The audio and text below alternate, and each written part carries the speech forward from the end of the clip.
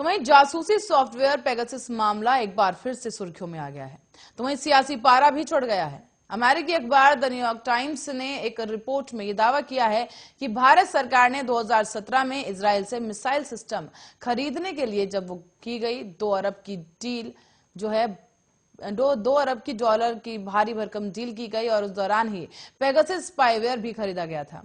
इस रिपोर्ट में कई खुलासे किए गए। तो वहीं कांग्रेस पार्टी ने प्रेस कॉन्फ्रेंस कर पेगासस मामले में केंद्र सरकार को एक बार फिर से घेर लिया है।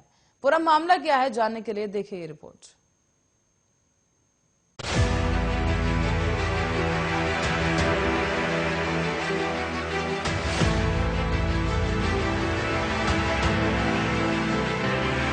पेगासस मामले को लेकर भारत में एक बार फिर सियासी पारा चढ़ गया है और भारत में 5 राज्यों में चुनाव होने और ऐसे में पेगासस मामले ने तूल पकड़ लिया और विपक्षी पार्टियां बीजेपी सरकार पर हमलावर हो गई। दरअसल अमेरिका के अखबार द न्यूयॉर्क टाइम्स में एक रिपोर्ट पब्लिश की गई, जिसके बाद से ही पेगासस मामले में नया एक दावा किया गया है। और इस रिपोर्ट में किए गए इस चौंकाने वाले दावे के मुताबिक 2017 में जब मोदी सरकार ने इजराइल से 2 अरब डॉलर यानी कि करीब 15,000 करोड़ रुपए का रक्षा सौदा किया था, तो उसमें पेगासस स्पाईवेयर की भी खरीद शामिल थी। उस रक्षा सौदे के दौरान भारत ने इजराइल से एक मिसाइल सिस्टम और कुछ हथियारों की डील की थी।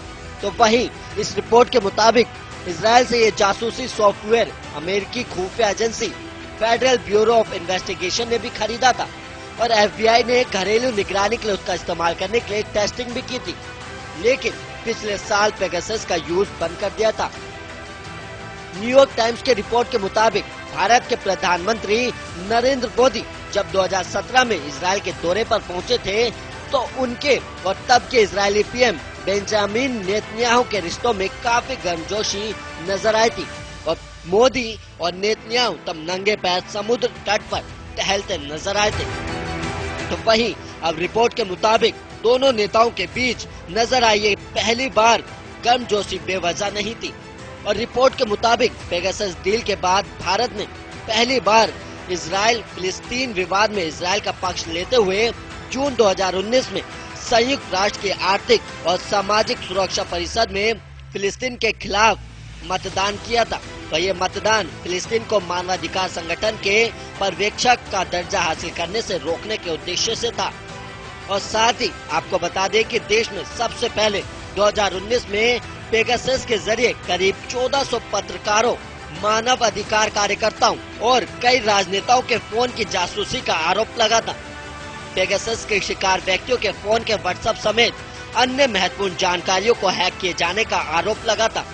और जुलाई 2021 में मीडिया ग्रुप के एक कंसोर्टियम ने खुलासा किया था कि पेगासस जासूसी सॉफ्टवेयर या स्पाईवेयर का इस्तेमाल भारत समेत दुनिया भर के कई बड़े पत्रकारों, बिजनेसमैन और नेताओं की जासूसी के लिए हो रहा है।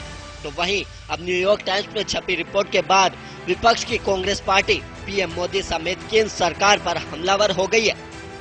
कांग्रेस पार्टी के रणदीप सुरजेवाला ने PM मोदी पर पेगासस जासूसी कांड में शामिल होने का आरोप लगाया है। तो वहीं राहुल गांधी ने ट्वीट कर PM मोदी पर निशाना साधते नजर आए। उन्होंने लिखा कि मोदी सरकार ने हमारे लोकतंत्र की प्राथमिक संस्थाओं, राजनेताओं और जनता की जासूसी के लिए पेगासस खरीदा था। फोन टैप करके सत्ता पक्ष, विपक्ष, सेना, न्यायपालिका सबको निशाना बनाया और ये देशद्रोह है। मोदी सरकार ने देशद्रोह किया है। और इतना ही नहीं बल्कि शिवसेना सांसद प्रियंका चतुर्वेदी ने एक ट्वीट में आरोप लगाया कि स्पाईवेयर का इस्तेमाल रक्षा उद्देश्यों के लिए नहीं बल्कि विपक्ष और पत्रकारों की जासूसी करने के लिए किया गया था। और उन्होंने एक ट्वीट में कहा कि अगर बीजेपी है तो संभव है। उन्होंने देश को बिग बॉस शो बना दिया है। तो वहीं बीजेपी सांसद सुब्रमण्यम स्वामी ने इस रिपोर्ट का खंडन करते हुए केंद्र सरकार से इस रिपोर्ट पर प्रतिक्रिया देने की बात कही है। Bureau report, Arya news.